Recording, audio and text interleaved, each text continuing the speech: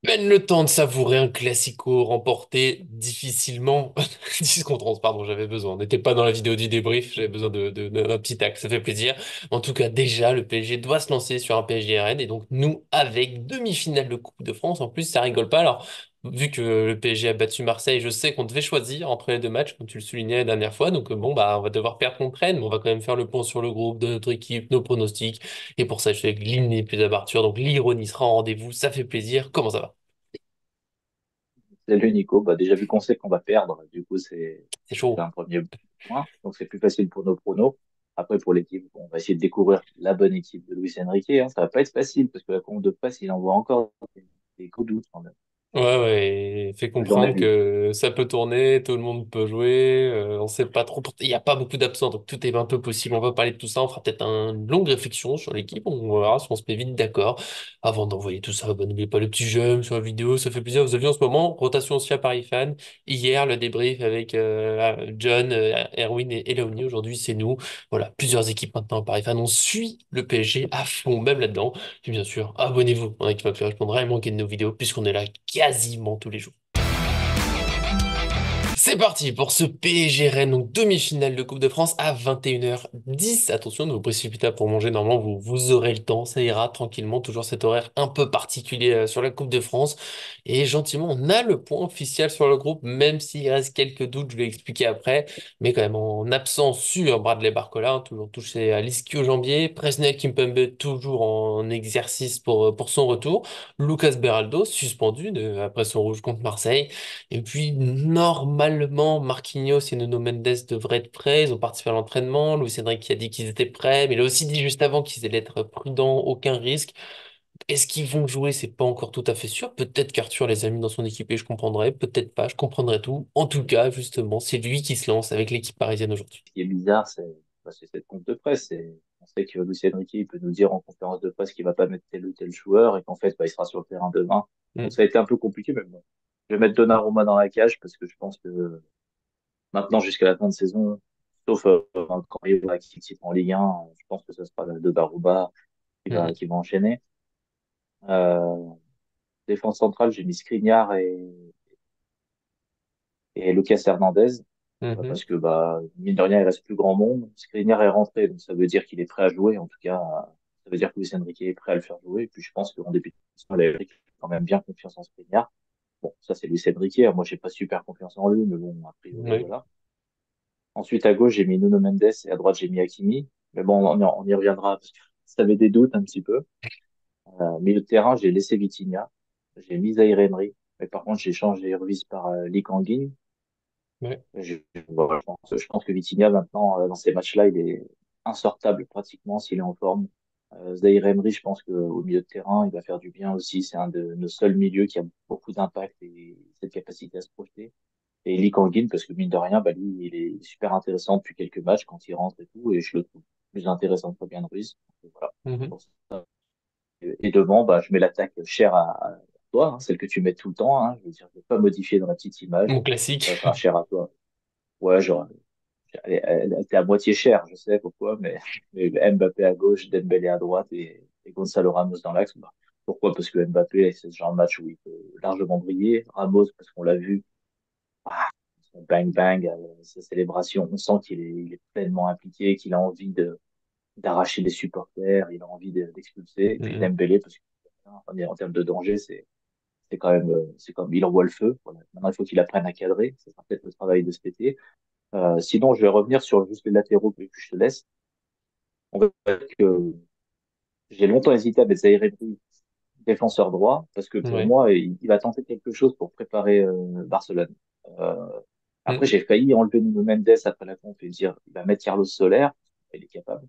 Et après, je me suis dit est-ce qu'il va mettre Moutielé? Donc c'est là où j'ai mon petit doute, c'est je pense qu'il y aura un de Marquinhos Moutielé de Nuno Mendes qui va jouer titulaire.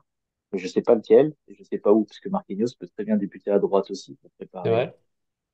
Barcelone. Et là, en fait, je suis en plein doute. Voilà, sur ces deux joueurs, je suis en doute parce que je pense quand même que la préparation de Barcelone doit les voir sur le terrain un moment demain, alors que ce Mhm. soit début de match ou fin de match, mais en tout cas, j'ai l'impression que c'est avec eux que le match va se préparer.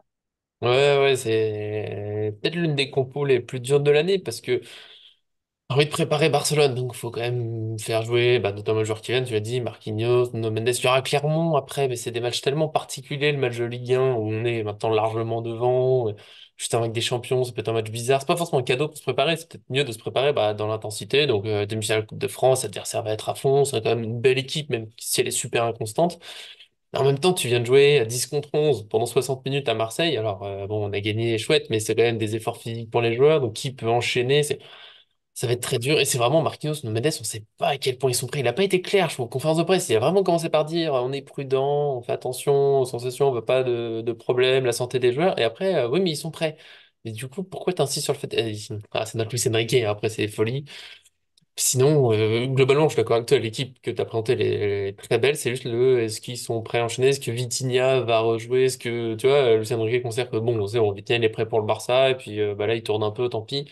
Et bon, demi-finale Coupe de France. Là, c'est entre celui-là et Clermont. Pour moi, c'est Clermont, ça va être grande rotation. S'il faut, si les joueurs veulent respirer, ils respirent. Mais là, t'en vois tout. Donc oui, Donnarumma et à droite. Peut-être Hakimi qui change quand même parce qu'il a beaucoup, beaucoup fait d'efforts. Et justement, il sera pas là contre le Barça. Donc si tu veux en même temps te préparer, machin, là, faut un joueur qui va jouer ce poste-là. Souvent, c'est Zaïre Emery, mais ça peut être Marquinhos. Ça a été pas, parce que Zaïre Emery, on l'attend quand même au milieu contre le Barça. Donc pourquoi pas Marquinhos à droite, un peu. Et Nuno Mendes, s'il est prêt. Sinon, bah, il y a toujours Mukiele qui est une option qui semble plausible de l'extérieur, mais qui visiblement, il y a un truc.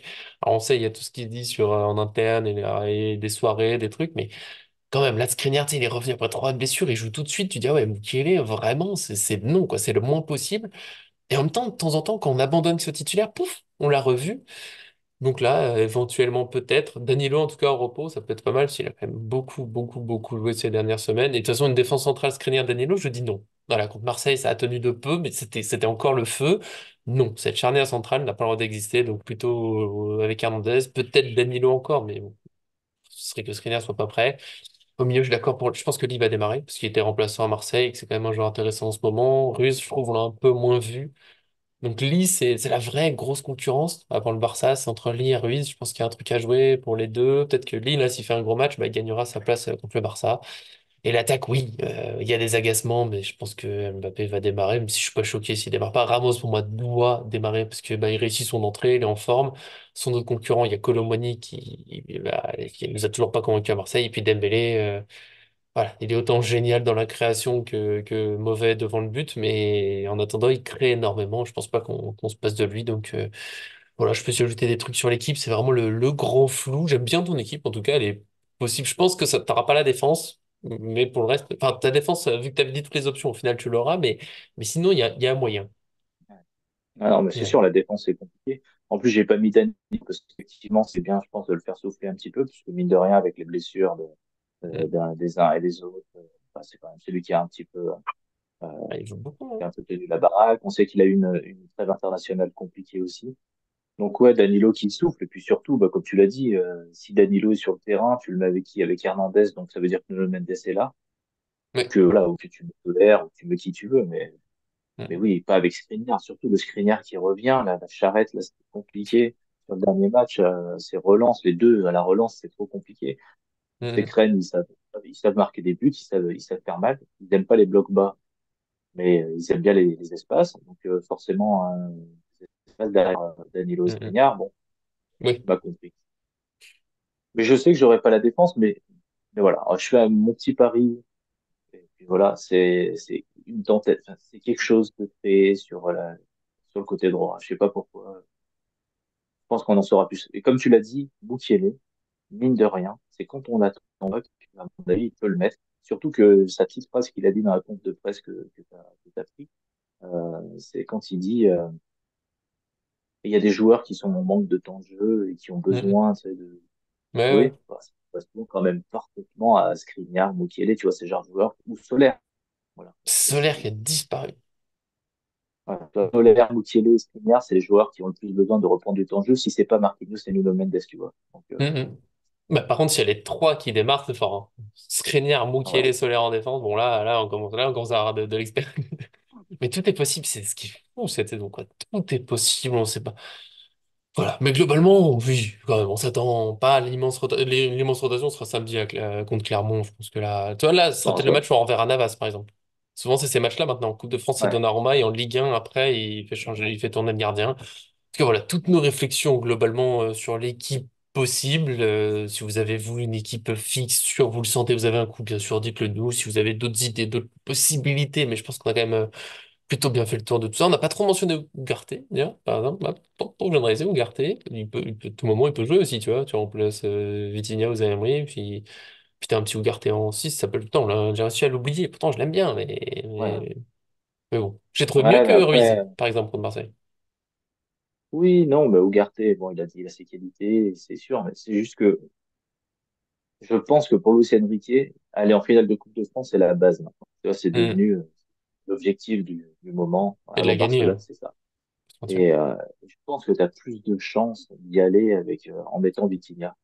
Après, Vitinha, tu peux le mettre plus haut avec Ugarte derrière, Hmm. effectivement, et c'est un autre schéma. Mais est-ce qu'il faut pas stabiliser Vitinha à un poste voilà, pour la suite de la saison? Est-ce qu'il faut pas arrêter de le changer un petit peu? C'est-à-dire, voilà, je suis pas, j'aime bien le fait qu'il change tout le temps, Luis Enrique, mais le fait de stabiliser peut donner aussi des repères. On l'a vu, Vitinha, Hmm. il monte en puissance et il est excellent. Donc, peut-être la continuité, ça peut faire du bien. Donc, je sais pas. Mais Ugarte peut effectivement jouer, hein, mais Avec peut-être pas Zaïre Emery contre arrière l'Inter. gauche.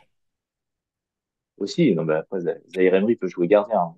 Oui, oui. Mais il a joué arrière gauche. En vrai, alors attention, je mets une petite pièce sur Ougarté au milieu avec Vitinha et Lee. Zaïre Emery arrière gauche. Et à droite, Marquinhos ou Mukiele, j'ai un doute. Voilà. Attention. Là, ah ouais, là, c'est chaud, là. Ah, Ah ouais. Là, là, c'est chaud. là, Bravo. là, là, c'est pour la surprise. Mais c'est possible. Mais c'est même pas impossible. Voilà. Ça dépend aussi de l'état de nos menaces. Et là, on revient sur notre boucle, donc on va pouvoir passer gentiment en prono. Je vais respecter les traditions que j'ai moi-même installées et que je fais respecter durement parfois. T'as fait l'équipe, c'est mon prono en premier.